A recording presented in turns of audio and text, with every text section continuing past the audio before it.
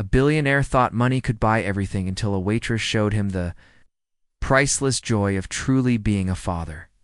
The restaurant was one of those places where the lights were dim and golden, where the sound of cutlery clinking was softer than the background music.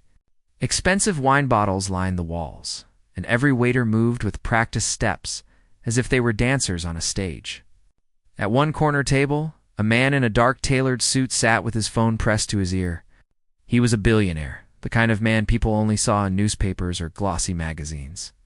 His sharp face rarely showed a smile, and his deep voice spoke quickly, full of authority. As he negotiated numbers and deals that could change entire companies, beside him sat his young son, no more than 6 years old. The boy had a small frame, a mop of dark hair, and big eyes that were not looking at the food in front of him, but at the little toy car he clutched in his hands. The car was bright red, shiny, and almost the only thing that seemed alive to him in that world of polished silver and white tablecloths. The boy ran the toy over the edge of the table and made a soft humming sound, pretending it was racing down a road. The father hardly noticed. His mind was far away, chasing profits and strategies. Nodding occasionally as he listened to the voice on the other end of the call. He would stop speaking, only to sip the wine in front of him, then return to the numbers and promises that filled his head. To him, dinner with his son was just another part of the day, something to tick off from the schedule prepared by his assistant. The boy, however, felt restless. He leaned sideways, pretending the car was jumping off the table. In his excitement, the toy slipped from his fingers and rolled under the table. He leaned down, trying to see where it had gone, but the carpet was thick and dark, hiding the little red shape completely. His father glanced at him once, but quickly returned to the call, waving a hand as if to say, "Sit properly." The boy's small face tightened. His toy was gone. He climbed down from the chair and crouched, but the toy had rolled far under the table, maybe near the chairs behind them. He stretched his arm but couldn't reach it. Frustration filled his chest, and his eyes began to water. At 6 years old, it felt like losing something precious. That was when a young waitress noticed him. She had been walking past with a tray of empty glasses. She saw the small boy kneeling on the floor, his eyes searching desperately. She put the tray down on a nearby counter and bent her knees to his level. "Hey there," she whispered softly so as not to disturb the serious man on the phone. "Did something fall?" The boy nodded quickly. "My car. It went under the table." The waitress smiled. She had kind eyes, and her uniform, though simple, seemed to glow with her warmth. Without hesitation, she dropped to the floor, sliding on her knees. Instead of just reaching under, she made a playful sound. Vroom, pretending she too was a racing car crawling across the carpet. The boy's eyes widened. No adult had ever done that for him. The father looked down from his phone call, his eyebrows furrowing. His polished shoes were only a few inches away from where the waitress was now crawling, the ponytail bouncing as she peered under the chairs. He thought it looked ridiculous. What would people think if they saw a waitress on all fours under his table, making car noises for his son? He opened his mouth to say something, but his son suddenly giggled a sound so pure and bright that it made a few diners nearby glance and smile. The waitress spotted the little red car near the table leg. She stretched her arm and grabbed it, then held it high, like a trophy. "Found it," she whispered with a grin. The boy clapped his small hands, his giggle turning into full laughter. She handed him the car, and instead of standing immediately, she stayed crouched, pushing the car back and forth on the carpet with him for a few seconds. "Look, it's racing back home," she said, moving it in circles. The boy joined her, pushing it back with childish joy. For a moment, the restaurant around them disappeared. It was only the boy, his car. This kind stranger who cared enough to crawl on the floor. The billionaire tightened his grip on his phone. He excused himself from the call with irritation and slipped the device into his pocket. "That's enough," he said sharply, his voice low but commanding. "You don't need to play on the floor." The waitress looked up at him, still on her knees. Her smile softened, but she did not look embarrassed. She rose gracefully, brushing her uniform lightly, and said, "He was just upset. Kids need a little fun sometimes." The father's jaw tightened. He wanted to remind her she was just a waitress, not someone who should advise him about his child. But his son's laughter still echoed in the air. And for the first time in days, maybe weeks, he realized he was hearing joy in his boy's voice. He didn't say anything more, only gave a stiff nod. The waitress picked up her tray again and said kindly to the boy, "Take care of your car, okay? It likes to roll away." She winked and walked off toward another table. The boy climbed back into his chair, clutching the toy tightly. He looked up at his father with wide eyes. "She's nice," he whispered. The billionaire didn't reply. He picked up his glass again, swirling the wine inside, but his mind was no longer on the business deal he had been discussing. Instead, he replayed the sight of the waitress crawling on the floor, unafraid of looking silly, just to make his son laugh. He felt something stir in him, a strange mixture of irritation, confusion, and maybe a touch of envy. The rest of the dinner passed quietly. The boy ate a little more than usual, his mood lifted by the small adventure. His father signed the bill with a flourish, leaving a generous tip as always, though he knew it was not generosity, but habit. When they walked out, the boy looked back once, hoping to see the waitress again, but she was busy at another table. As they stepped into the night, the city lights glowing around them, the father held his son's hand loosely. He told himself it was nothing, just a silly moment. Yet deep inside, he couldn't shake the image of his boy's joy, a joy money had never been able to buy. The billionaire did not think much about the waitress that night, but his son would not stop talking about her. The next morning at breakfast, the boy pushed aside the fancy plate of food prepared by the chef and held his little red toy car tightly in his hand. His eyes sparkled as he remembered the evening before. "Daddy," he said softly, "can we go back to that place? I want to see the nice lady again." The father lowered his newspaper and frowned. He thought his son was joking at first, but the boy's face was serious. It surprised him. The boy rarely asked for anything. He had every toy money could buy, every video game, every expensive gadget, yet nothing seemed to excite him like that brief moment with the waitress. The father tried to brush it off. "We'll see," he muttered, and went back to reading. But the boy didn't stop. For the next few days, every night before bed, and every morning after waking up, he would say the same thing. "Can we go back? I want to see her." His persistence began to irritate the billionaire. He was a man used to being in control, and he didn't like being pushed by anyone, not even his own child. But deep down, a small voice inside him wondered why his son was so drawn to simple waitress when he had the whole world at his feet. Finally, one evening, when the father had finished an important meeting and didn't want to return home yet, he gave in. "Fine," he said, his tone half stern and half tired. "We'll go to the restaurant." His son's eyes lit up immediately, and he hugged his father's arm. That reaction softened the man's expression just a little. When they arrived at the restaurant, the staff hurried to greet the billionaire, bowing their heads and showing respect. They seated him at the same corner table. The boy climbed into his chair but kept looking around eagerly, scanning every face, waiting for the one he wanted to see. After a few minutes, she appeared, carrying a tray, smiling politely at the guests. The boy waved at her with both hands. The waitress's face brightened when she recognized him. She walked over, crouched down beside the table and said warmly, "Hey, you came back. Did your car behave this time?" She tapped the little red toy resting on the boy's lap, and he laughed. The billionaire watched this exchange quietly. Something about her ease annoyed him.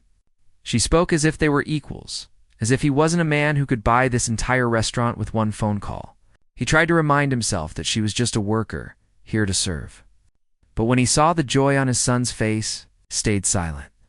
The boy started talking excitedly to her, telling her about how he had kept the toy safe and how he had wanted to see her again. She listened with genuine interest, nodding, smiling, asking little questions. The father noticed how different it was from the way adults usually spoke to his son. Most people treated the boy as if he were delicate, fragile, or just a shadow of the powerful man sitting beside him. But the waitress treated him as if he mattered, as if his small words carried weight. When she returned with their food, she bent slightly and whispered to the boy, "Eat well, champion. You'll need energy for more racing later." The boy grinned, picking up his spoon with enthusiasm. The father raised an eyebrow. Usually, it was a struggle to get him to eat. But here he was, chewing happily without a single complaint. The father cleared his throat and took out his wallet. He slipped $100 bill under the plate when she came to clear the dishes. "For your kindness," he said firmly, wanting the interaction to end on his terms. Money, after all, is the language he understood best. But the waitress glanced at the bill and gently pushed it back toward him. "Thank you, sir, but I can't take this. I was just doing my job, and besides, he's a sweet kid. He deserves attention without a price tag." She smiled politely and walked away. The billionaire froze. No one refused his money. People begged for it, fought for it, sold their pride for it. And here was a waitress, someone working long shifts for small wages. Turning down a tip most people would have snatched in a second. It made no sense to him. His son leaned over and whispered, "Daddy, she's nice. She doesn't care about money." The boy said it with innocence, but the words felt sharp, almost like a challenge. The father shifted uncomfortably in his seat. The following week, the boy asked again to return, and again the father gave in. Each time they visited, the bond between the boy and the waitress grew stronger. She remembered his favorite drink. She joked with him. She played little games when she had a spare moment. And each time, the billionaire found himself watching, torn between irritation and fascination. He had spent millions on tutors, trainers, and caretakers for his son, but none of them had ever brought out this much laughter. This much life, one evening, after another, failed attempt to offer her money. The billionaire finally asked, "Why do you refuse? Don't you need it?" His tone was sharp, more curious than kind. She looked at him straight in the eye, her voice calm but firm. "Of course I need money, but some things are not about that. He doesn't need someone throwing money at him. He needs someone who looks at him, listens to him, and plays with him. If I take your money for that, it changes what it means." Her words unsettled him. He was not used to being spoken to like that. But there was no disrespect in her tone, only honesty. For a moment, he had no reply. His son, however, reached out to hold the waitress's hand. "I like you," the boy said softly. She smiled, ruffled his hair, and moved on to serve another table, leaving the billionaire deep in thought. He stared at his glass of wine but tasted nothing. He realized that what she had said was true. His life was built on numbers, contracts, and wealth. He had believed those things could buy everything: comfort, respect, even love. But his son's laughter in that restaurant was something no check could create. That night, as the car drove them home, the boy fell asleep in the back seat, clutching the red toy car. The billionaire glanced at him through the mirror. He thought about how his son smiled with the waitress, how he ate without complaining when she encouraged him, how his small hand had reached out for hers. For the first time in years, the father felt a strange emptiness inside his chest. Hollow space that money had never been able to fill. He looked out at the glowing city skyline. The streets, the towers, the flashing lights, all of it belonged to him in one way or another. Yet the only thing his son wanted, the only thing that seemed to matter to him, was the company of a woman who lived in a completely different world.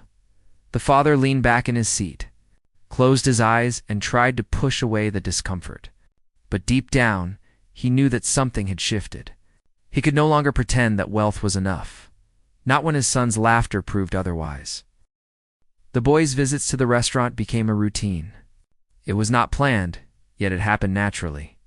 Whenever the billionaire had a free evening, or when his son insisted strongly enough, they would end up at the same corner table. The waiters already knew them, and the boy always waited eagerly for the moment when the waitress would appear. She greeted him with a smile every time, bending to his level, asking how school was, or whether his car had been behaving. She remembered little details he told her, like the story of his favorite cartoon or how he wanted to build a racetrack at home. To the boy, she was no longer just a waitress. She was like a friend, maybe even something more, though he didn't have the right word for it. The father noticed the change in his son. The boy laughed more now, smiled more easily, and even ate better whenever she encouraged him. But with that happiness came a strange unease inside the father. He was not used to sharing his son's affection. He was not used to watching someone else succeed where he constantly failed. One evening, When the restaurant was not too crowded, the father watched her carefully. She moved quickly between tables, balancing plates with ease, always wearing the same calm smile. Yet her uniform looked a little old, and her shoes were slightly worn at the edges. He had seen 1,000 waitresses in his life, yet something about her stood out. She carried herself with dignity even though her job was hard. That night, after the boy had fallen asleep at home, the father asked one of his assistants to find out more about her. The assistant was surprised, but obeyed. Within a few days, the father had the information he wanted. The waitress's name was Emma. She was 23 years old. She worked double shifts most days. And the most surprising detail, she was raising her 2 younger siblings alone. Their parents had passed away years ago, leaving her with the responsibility of both sister and mother.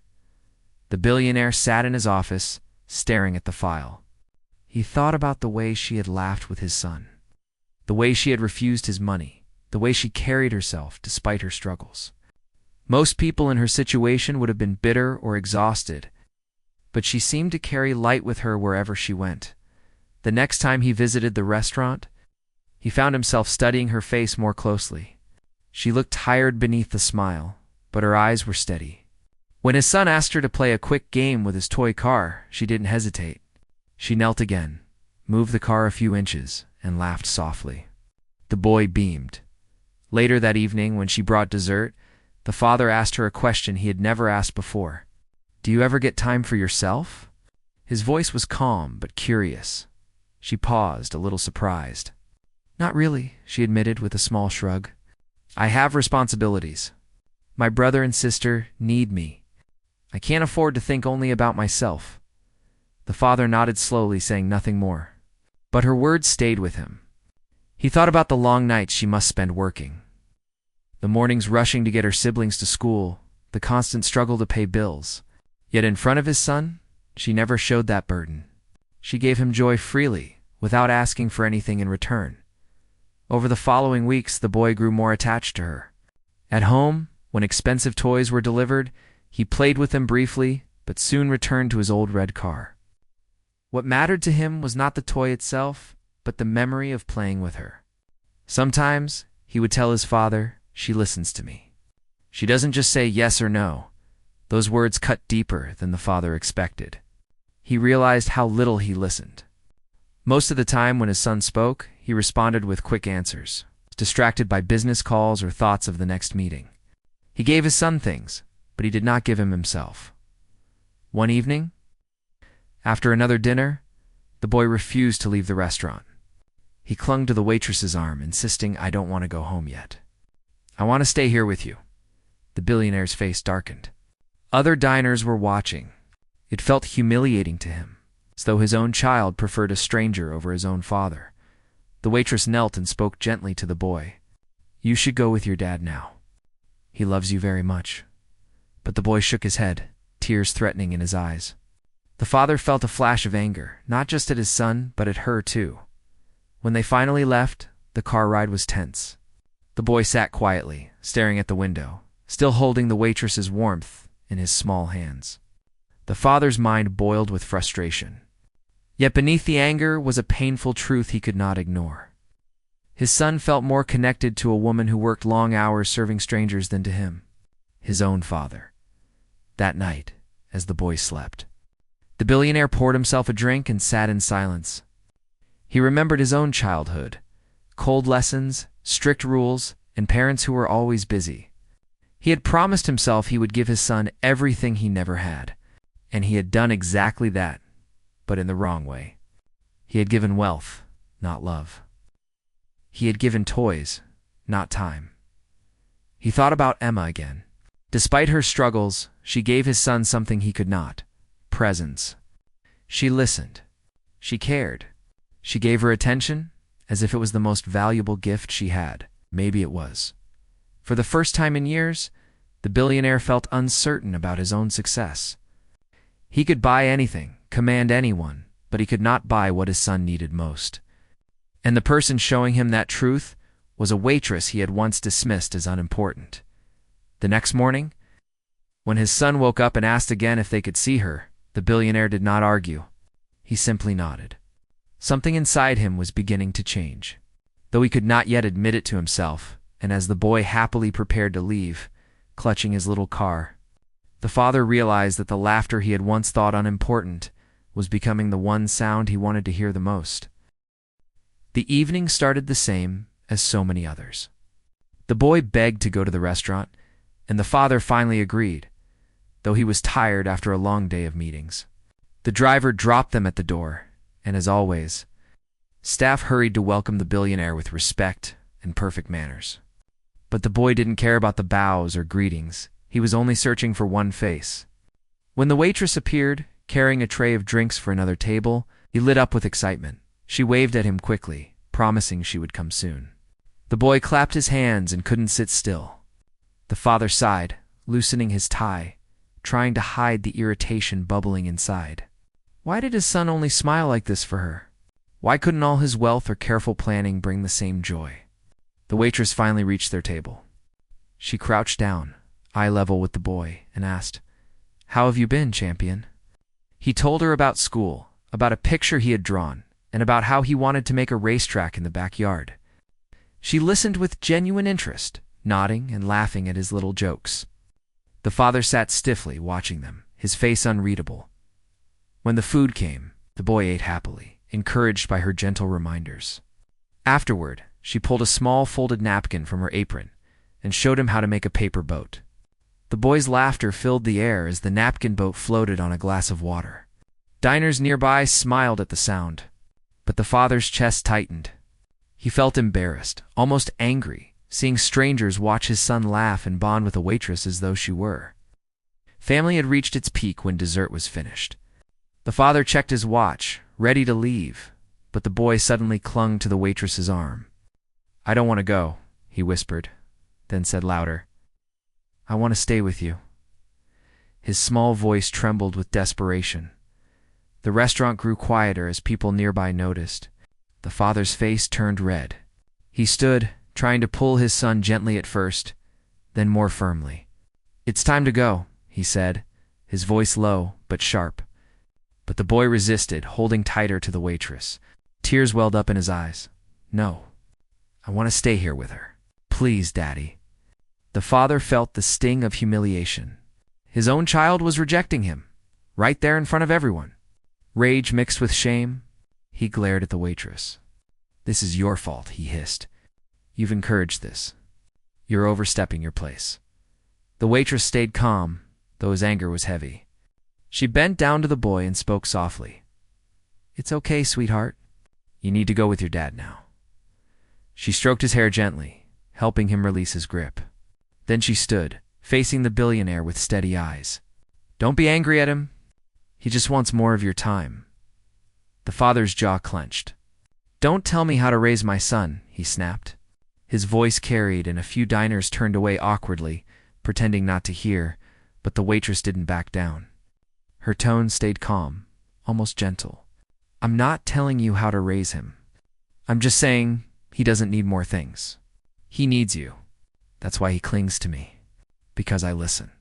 Because I'm here." Those words landed like stones in his chest. For a moment, he had no reply. The boy sniffled, wiping his eyes with his small hands. The waitress handed him back the toy car, placing it carefully in his palm. "Keep this safe, champ. Next time I see you, you can tell me another story." She gave him a small smile before walking quickly away to another table. The father stood frozen, the boy's hand still tugging weakly at his suit. His pride burned. He wanted to storm out, to never come back, to erase this whole humiliating scene. But another part of him, a quieter voice he usually ignored, whispered that she was right. The ride home was silent. The boy curled in the corner of the back seat, still holding his toy car, his face pressed against the window. The father tried to focus on the city lights flashing outside, but all he saw was the image of his son crying, clinging to someone else. Later that night, after putting the boy to bed, the father poured himself a glass of whiskey and sat alone in his study. The house was silent, empty despite its size. He replayed the evening over and over. His son's desperate voice echoed in his head. "I want to stay with her." The billionaire leaned back in his chair, staring at the ceiling. He hated feeling powerless. In his world, money solved everything. Yet money could not fix this. He thought about his childhood again. His own father had been distant, busy, demanding. He had grown up in rooms filled with wealth, but empty of warmth. He had promised himself things would be different for his son. But here he was, repeating the same mistakes. The waitress's words echoed louder now. He doesn't need more things. He needs you. He set the glass down with a heavy sigh. He remembered the sound of his son's laughter the first time she crawled on the floor with the toy car. That laughter had been pure, unguarded. When was the last time his son laughed like that with him? He couldn't remember. He rubbed his face with both hands. For the first time in years, he admitted to himself that he had failed not as a businessman, not as a billionaire, but as a father. The night stretched long and restless. Sleep did not come easily. He kept thinking of her calm eyes, her steady voice, her refusal to be intimidated by him. Most people bent under his power, but she had not. She had spoken the truth, and he hated that it had cut so deep in the morning. When his son woke up, his eyes were still a little red from crying the night before. He climbed into his father's lap without asking, holding the toy car close. The billionaire wrapped his arms around the boy awkwardly, uncertain. The boy whispered, "Daddy, don't be mad at her. She's nice." The father closed his eyes, holding his son tighter. "I'm not mad at you," he murmured, though his voice cracked slightly. In that quiet moment, with the sunlight spilling through the window, he realized he was standing at a crossroads. He could continue as before, hiding behind money and pride, or he could change.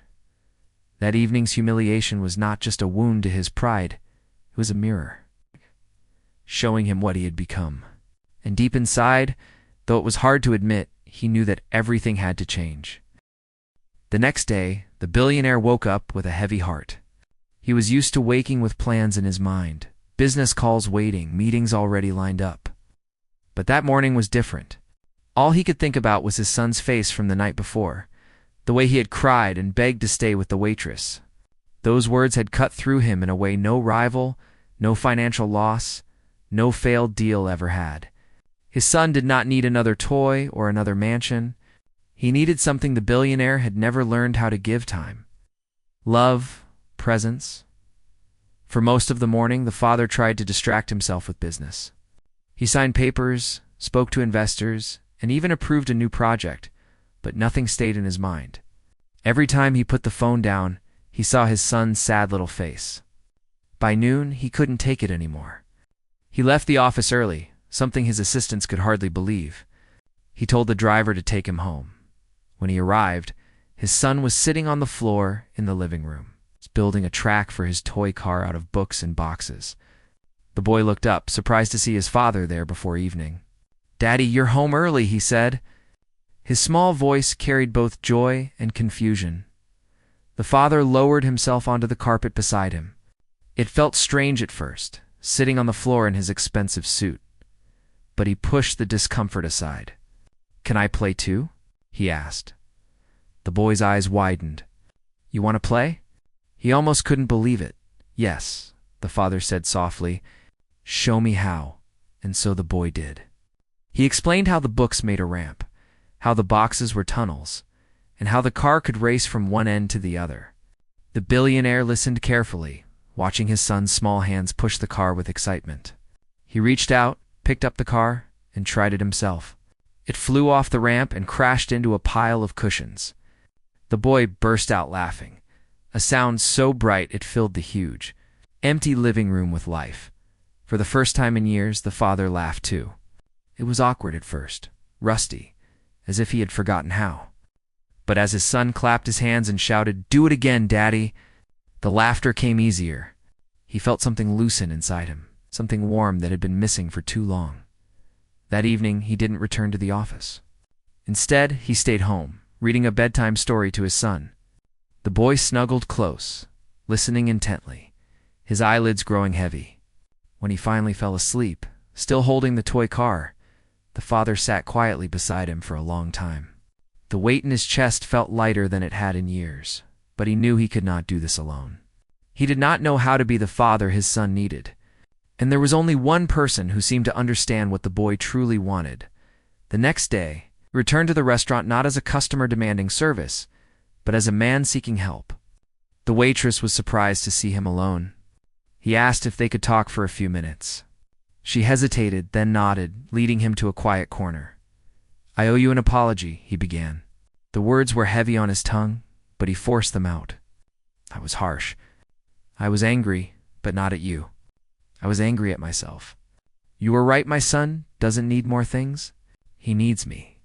And I don't know how to give him what he needs." The waitress listened quietly, her eyes soft but steady. She did not gloat, did not remind him of his pride. Instead, she said gently, "Start small. Sit with him. Listen to him. Play with him. It's not about being perfect. It's about being there." The billionaire nodded slowly. "Will you help me?" he asked, his voice quieter than she had ever heard it. She smiled, not with surprise, but with kindness. "I can guide you. But in the end, it has to come from you." From that day on, everything began to change. The father rearranged his schedule. He left the office earlier, sometimes even skipping meetings that once felt too important to miss.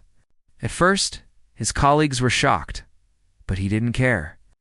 When he arrived home, he would find his son waiting, car in hand, ready for another race or another game. Slowly, the boy began to trust that his father would actually be there, the more time they spent together. The more the father realized how little he had known his son before. He discovered that the boy loved drawing, that he dreamed of building tall towers like the ones they drove past in the city, that he hated peas but loved strawberries. He listened to every small detail, storing them in his heart like treasures. The waitress still saw them often at the restaurant. She noticed the difference immediately. The boy was brighter, more confident. The father, though still stern in many ways, was softer with his son. He smiled more, even joked occasionally. She felt proud, not for herself, but for the boy who finally had what he deserved. One evening, as they were leaving the restaurant, the boy hugged her tightly and said, "Thank you. Daddy plays with me now." She glanced up at the billionaire, and for once, he did not look embarrassed. Instead, he gave her a small nod of gratitude. The transformation was slow but steady. The billionaire was still powerful, still busy, still commanding in the world outside. But at home, he learned to kneel on the carpet, to crawl through blanket forts, to laugh at silly jokes, to listen to stories that had no point except to be shared. His son bloomed under that attention, his laughter filling the house like sunlight, and as the father watched, he realized something even deeper. The waitress had not just helped his son, she had saved him too. She had reminded him of something money could never buy: the simple beauty of connection, of love freely given. Months later, when he looked back, he could hardly recognize the man he had been. Cold, distant, proud. He was still wealthy, still respected, but now, those things felt small compared to the sound of his son's laughter echoing through their home. Everything had changed. Not because of a deal, not because of money, but because a young woman had crawled on the floor of a restaurant to make a little boy smile. That small act of kindness had broken through the walls he had built around his heart, and in the end, the billionaire understood that his greatest fortune was not in banks or buildings, but in the bond with his son, a bond that had finally truly begun to grow.